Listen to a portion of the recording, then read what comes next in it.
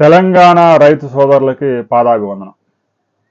తెలంగాణ రైతు సోదరులు భారతదేశానికి అన్నం పెట్టే పెద్ద భాండాగారంగా మారింది. గత 10 ఏళ్లుగా కాళేశ్వరం ప్రాజెక్టు రాని, వర్షాలు అనుకూలించినాయి, మరికొన్ని ప్రాజెక్టులకు నీరు రాని తెలంగాణలో పెద్ద ఎత్తున వరి, మొక్కజొన్న, సోయా, వేరుశనగ పంటలు సాగవుతా ఉన్నాయి. భారతదేశంలో ఒకప్పుడు హరిత విప్లవం వచ్చిన తర్వాత పంజాబ్, ఆంధ్రప్రదేశ్, వెస్ట్ బెంగాల్, పంజాబ్లో గోధుమలు, ఆ వెస్ట్ బెంగాల్, ఆంధ్రప్రదేశ్లో పెద్ద ఎత్తున వరి సాగు చేసేవాళ్ళు.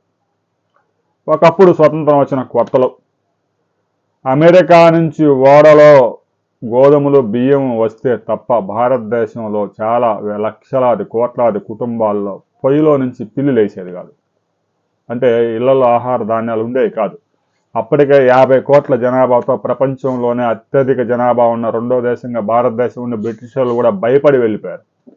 ఈ జనాభా ఇలాగ పెరిగిపోతే రాబోయే రోజుల్లో ఈ నెపం మన మీద వేస్తారు, తిరుగుబాటు చేస్తారు, వీళ్ళని బతికించడం కష్టమని జనాభాను చూసి భయపడిపోయారు.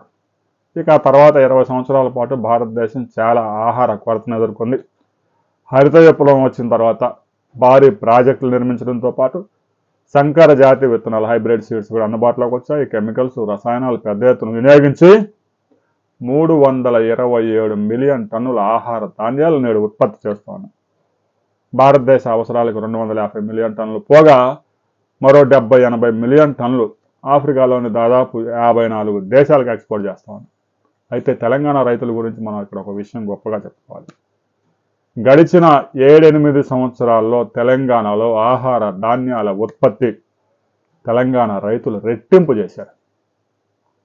12 మిలియన్ టన్నుల నుంచి 27 మిలియన్ టన్నుల ధాన్యాన్ని పండిస్తూ ఉన్నారు. అంటే దాదాపుగా 14 కోట్ల జనాభాకి సరిపడే ఆహారాన్ని తెలంగాణ అందిస్తూ ఉంది. తెలంగాణలో 5 కోట్ల జనాభాకి కాకుండానే మరో 10 కోట్ల జనాభాకి ఆహారం అందించే అన్నపూర్ణగా మారింది తెలంగాణ రాష్ట్రం. దీనందరికీ తెలంగాణ రైతుల కృషి దాగి ఉంది. అందులో ముఖ్యంగా సన్నధాన్యం పండిస్తూ సన్న బియ్యం ధరలు అందుబాటులో ఉండే విధంగా చేయడానికి దోహదం చేసింది తెలంగాణ రైతులు. అందులో ఎలాంటి అనుమానం లేదు. ఇక మొక్కజొన్న దిగుబడులు కూడా పెద్ద ఎత్తున పెంచారు.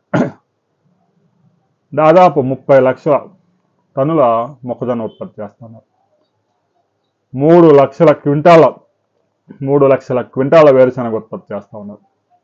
4 లక్షల టన్నుల సోయా పండిస్తూ ఉన్నారు. ఈ విధంగా ఆహార ధాన్యాలతో పాటు నూనె గింజల పంటల ఉత్పత్తిలో కూడా తెలంగాణ రైతులు అగ్రగామిగా నిలిచారు. రాబోయే రోజుల్లో కూడా తెలంగాణ రైతులు పెద్ద ఎత్తున వేరుశనగ, ఆయిల్ పామ్ సాగు చేసి భారతదేశం ఏ దేశం నుంచి కూడా వంట నూనె దిగుమతి చేసుకునే అవసరం లేకుండా చేయడంలో తెలంగాణ రైతులు క్రియాశీలక పాత్ర పోషిస్తారు అనడంలో ఎలాంటి అతిశయోక్తి లేదు. రాబోయే రోజుల్లో ఆ వివరాలు కూడా మనం మరో వీడియోలో తెలుసుకుందాం.